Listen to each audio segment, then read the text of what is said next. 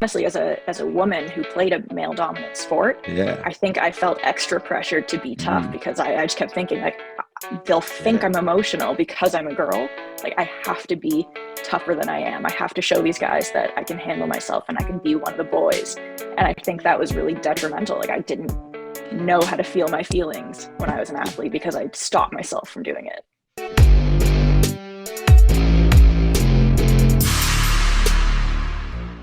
Welcome to the Elev8 podcast. I'm your host and coach, Tyler Johnson. Thank you for tuning in. If you are a return listener, I'd be grateful for your rating or review. And if you dig this episode, give us a like or share. And now, whether you've tuned in to elevate your mindset, your game, or just your day, you are in the right place. My guest this episode is a certified mental performance coach coming to us from Toronto, Canada. You can find her on Twitter at samlevens1t and on Instagram at samlevens.mp. She also works with Consistent Elite Performance, where she helps athletes close the gap of where they are and where they want to be. She grew up playing hockey, and this conversation was lots of fun. Welcome to the Elev8 podcast, Miss Sam Leavens.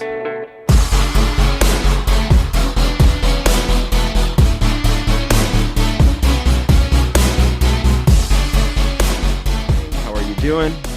I'm doing great. I'm very excited. Happy to be here. How are you doing? Good. Excited. It's a beautiful day here in Colorado, nice and warm. So excited to have you on the podcast. And I guess to get us started, just share a little bit about your journey. Always fascinated what kind of leads people into coaching and teaching mental performance. But if you could kind of start there.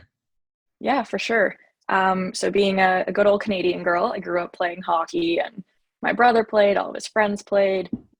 Most of my friends are athletes, so I really grew up surrounded by sports, especially hockey. And then when I was about 17 or 18, I made the switch from ice to roller hockey and ended up playing in Canada's national roller hockey program for a few years. Cool. As an athlete, I knew absolutely nothing about sports psych. But when I was doing my bachelor's in psychology, I did take a couple sports psych courses, and then it was a bit of a delay, but in my final year of my undergrad, I finally decided that I wanted to pursue sports psychology. So I did a little bit of homework and figured out what kind of careers existed in sports psych. Then it was a big coincidence that ASP was in Toronto that year, so it was really close to home. I went to ASP. It was my first real exposure to sports psych. And I completely fell in love with the field. I could not get enough. I was so excited. It sparked something in me, and I knew that that's the direction I wanted to go in.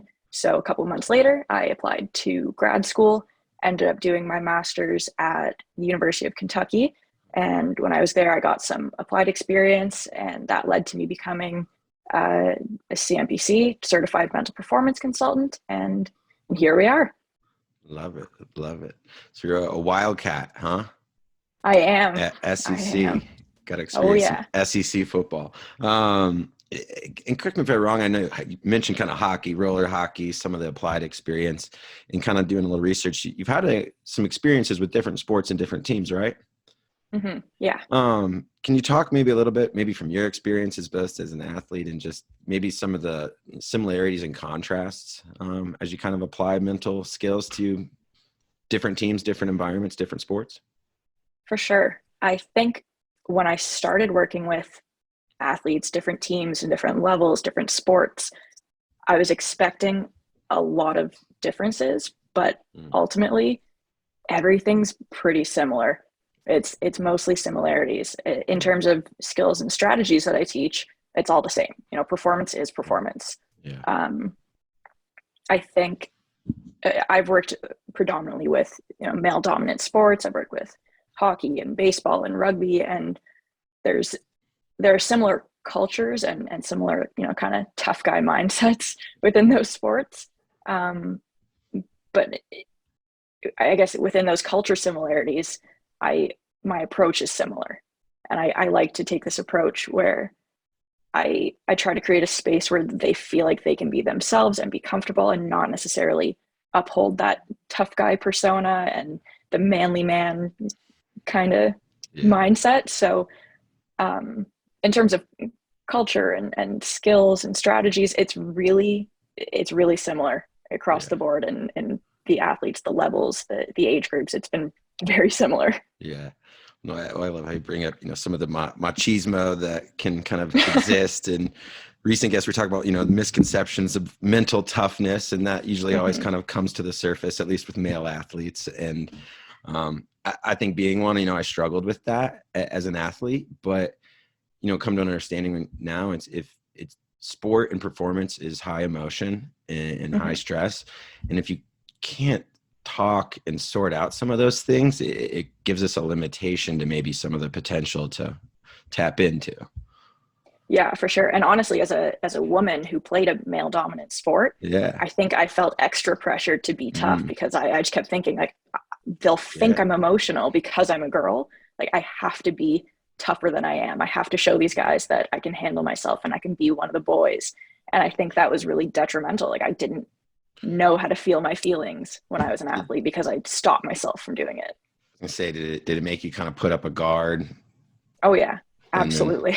kind of eventually, I had some of those guards as an athlete. They don't come down slowly and easily usually. No.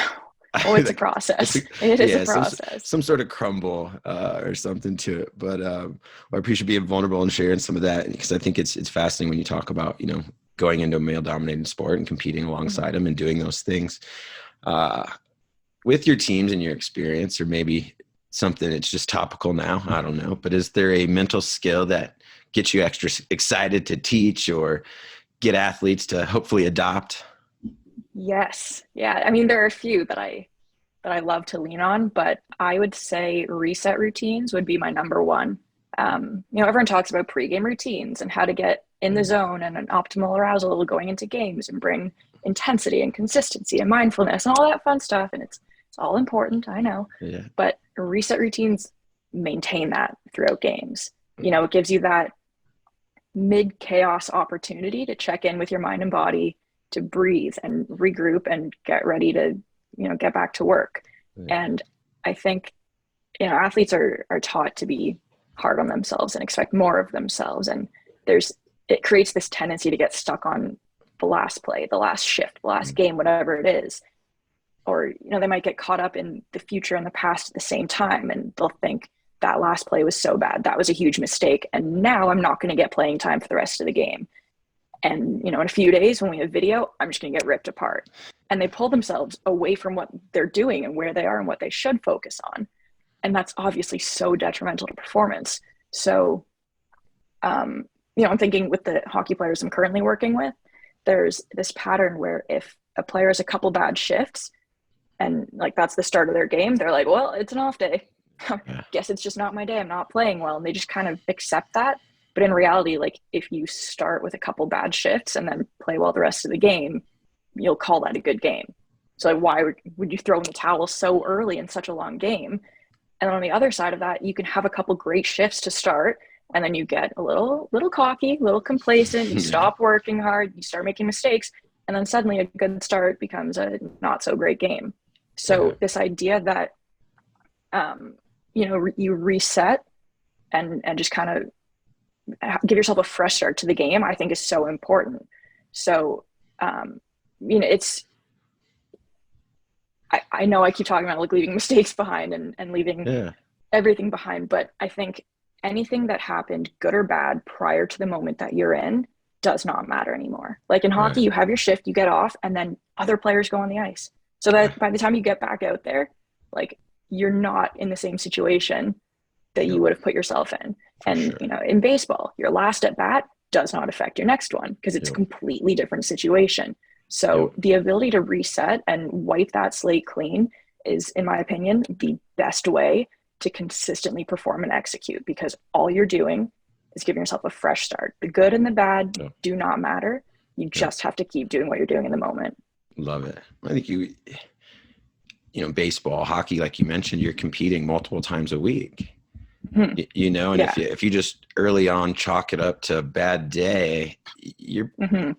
you're going to miss out on some growth or opportunities for growth in the course of that competition, which Yeah. at scale is not going to be career helpful. Yeah, for sure. And even if like you are physically off your game and something doesn't feel right and you are just having an off day, it doesn't mean that you shouldn't contribute in other ways. Like Right. if you're playing badly and you're injured and something just doesn't feel right, you better be the first person to help your teammates and support them. Because if it's a team sport and you're just sitting and sulking and being upset with your own performance, that's just going to bring down the energy. Like you're not helping anyone, you're not helping yourself, you're not helping your team. Sure. Short term, long term, there's no benefit. So if you're off your game, and like, I mean, not a couple bad plays. I mean, if you're actually off your game, then help your teammates.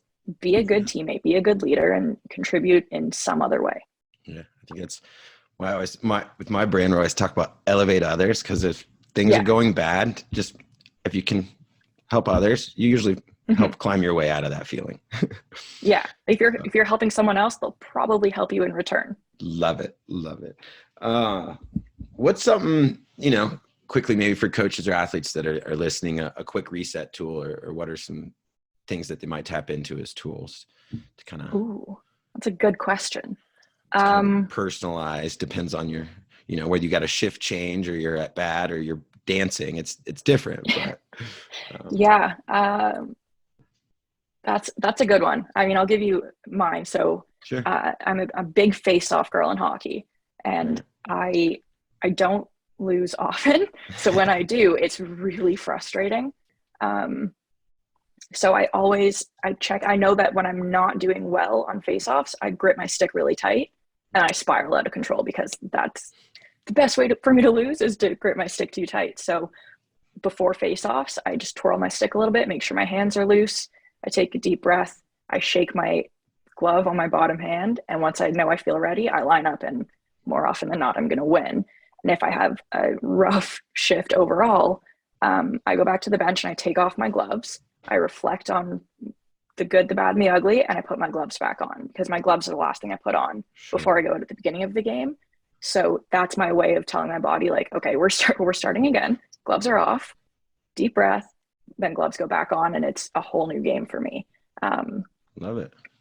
So yes, that's probably my go-to for resetting, but it could be something, a physical cue, something internal, external, something you say to yourself, something that you physically do. It's really dependent on, where you feel your stress and what will actually help you reset. Yeah, I think someone's like, gotta find what works for you, and because it's got to be something. If it doesn't work for you, you won't go to it in the bad moments. Yeah, like you can do something. Like I could, tell my athletes to take off their gloves and put them back on, and they might just have cold hands and not reset. Like it might not help them. Right, you got to have that intentional connection. For sure. So if you could wave a magic wand, and tomorrow, let's say, every young hockey player in Canada wakes up and they're equipped with a mental skill superpower that they didn't have the day before to take to hockey practice today, what would that be? Confidence. I know that there are so many coaches and mental performance professionals who don't love the word confidence, because it's just a belief, but I will die on this hill. Confidence is the most important skill for young athletes and young people in general. And like, I don't mean, I just want to be very specific. I don't mean like results-based confidence. I mean confidence that is not tied to any results or external factors. Yeah. So I think whether it's sports or school or just personally, it's crucial that young people have this like steady, unwavering belief that they're great, they're good enough. Yeah. And of course, I love external validation, as does everyone. Right. It feels great, but that shouldn't be the only source of confidence. So as an athlete, if you're in a performance slump, you should still know that, like, deep down, you should know that you're still a good athlete. And if you totally tank a test in school, you should still know that you're smart and you're capable. And if you get rejected by someone you have a crush on, or you don't get a lot of likes on Instagram, or you're struggling with your physical appearance, like, you should still believe that you are worthy and you are good enough. And I think just an unshakable internal belief that you're doing fine and that you're good enough is so important in all aspects of life. But definitely as an athlete, like, coaches are going to yell at you. Your parents are going to give you a hard time. Teammates are going to be better than you. Opponents are going to beat you. And you need to have that firm belief that you're still really good at what you do. Yeah. I think that's the most important thing. I'll die on that hill with you, because I think especially Perfect. The younger the athletes, especially, I think as society gets a little bit, more varied in their technology and communication channels, it's made kids seek validation from places that often aren't offering it. And if they are, it's not for the right reasons. Yeah. And sports gives us so many constructs to validate effort and being a teammate and to build those things that I think, I always tell coaches, like, little less judgment, a lot more encouragement. Because I think, if you can build confidence, and especially when you're in a position of a coach. So don't overlook that. Go die on that confidence hill. Give some encouragement today. Yeah. Coaches, be good, be kind, push them, but tell them what they're good at too. Well, I think too, I was like, one of those things with kids, that comes up with self-talk, right? Will be like, would you be friends with that own voice in your head? Yeah. And I think sometimes for coaches, would you be friends with that coach you are at practice? Yeah. And it's like the things you say to yourself, would you ever say that to someone you care about? Because like I have a tendency to be very hard on myself. Sure. And sometimes I'll sit back and just think, if I ever said that to any of my friends, like I would be humiliated. I would hate to do that to someone I care about. Right. That's horrible. So I can't talk to myself like that. I have to be my biggest fan. Yeah. I have to support myself because, I'm the only source of support that I can control. I can ask my parents to be really nice to me and really supportive, but that's out of my control. Everything external is out of my control, but I can control my own internal dialogue and I can support myself. Yeah. What's something you've learned about yourself as I feel people out there teaching mental skills are very servant oriented and working with a variety of people, but that sometimes blesses us with opportunities to learn from others. Is there something that kind of you've learned about yourself through others doing your work? I have, that's a good question. I've learned that I am my best self when I prioritize sleep and self-care. Being in a helping role, I always do my best to kind of bend over backwards to support my athletes and make myself available to them. And early on in my applied experience, I pushed too hard, and I was exhausted. I'd have back to back meetings, and by the last one, I'm zoning out and I'm not completely present, and I'm so tired, and I'm trying so hard to focus on what they're saying, and I'm thinking about what I'm going to say, which means I'm not listening to them because I'm thinking about my own response, and it snowballs, and it's out of control by the end of it. And I quickly realized that I need to protect my energy, and I need to take time to be well rested, to take breaks when I need them, and to encourage athletes to do the same. Like if you look at my Instagram, I did self-care Sunday for a while. Cool. And I stopped doing them because it felt really hypocritical, because I was so focused on posting every Sunday that I wasn't actually doing any self-care on Sundays. So I was like, I'm not going to post these because it's all out there. I've posted it, but I need to actually do it. I need to practice what I preach and take care of myself. That way, I can feel good about helping athletes do the same. And I can, not try to pour from an empty cup. Yeah. Got to fill my cup so I can help others fill theirs, and hopefully they will fill their own so they can help others. But yeah, I think I'm at my best when I'm prioritizing sleep and prioritizing self-care. For sure. I think of the mental performance coaches and people I've had on the podcast, I think they pour so much into the people they work with that it's a high energy, high attention, fun, exciting environment. But at the end of the day, that physically does something to us. So yeah, especially for those of us who are introverted. Yeah. So I'm draining. Working with football coaches, it's like, sometimes, a little more sleepy and a little less film will actually be a better equation for you, probably. For sure. Yeah, I totally agree. Especially for the moments when you're going to be front facing with your athletes. Yeah. You know, Definitely. sip on your coffee and watch film in a dark room later. Go nuts. Yeah. A little more sleep can help that process. What do you do, or do you coach people to do perhaps when they feel doubt? It depends on the day. Okay. Sometimes that doubt can be so consuming and overwhelming that you just need to sit with it. Like you can't really work through it until you take the time to really feel it. So for me, it's helpful to get to the root of those thoughts and feelings, and then question them. I ask myself, like, okay, what proof is there that I'm not good enough? And where's the evidence that I'm going to mess this up? And usually it's not there.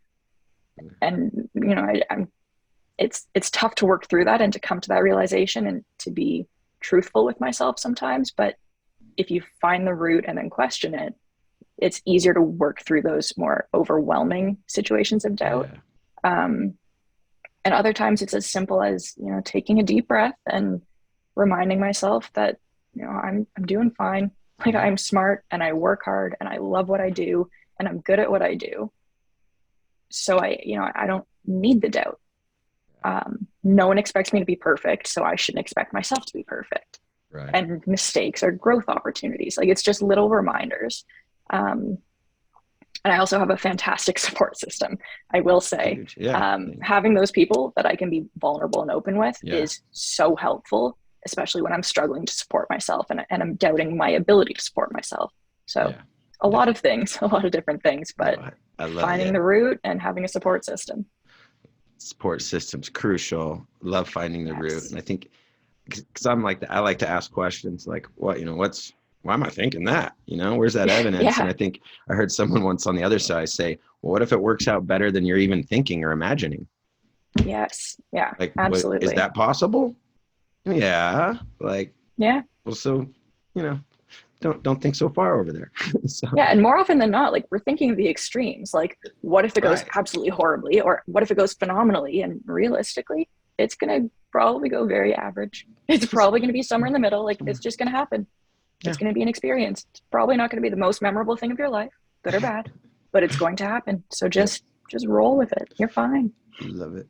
Well, if you could roll into a time machine and go back and see 16-year-old Sam and give Sam one piece of advice from future you that you've learned on your journey, what would you want to tell yourself? Oh, so much. Drink more water. Part one. All right. Good. You're very dehydrated, still are, but drink more water. Get into the habits early.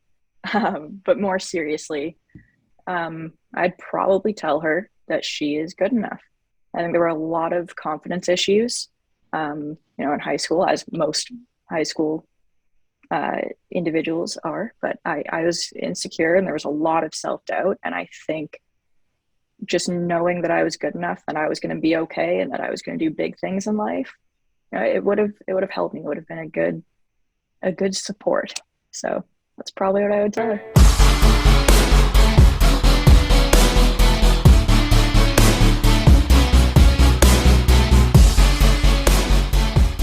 Thank you for tuning in and all the way to the end. Appreciate that. If something this episode caught your ear, is useful or unique, I would love if you would share it, or, a thumbs up is always encouraging as well.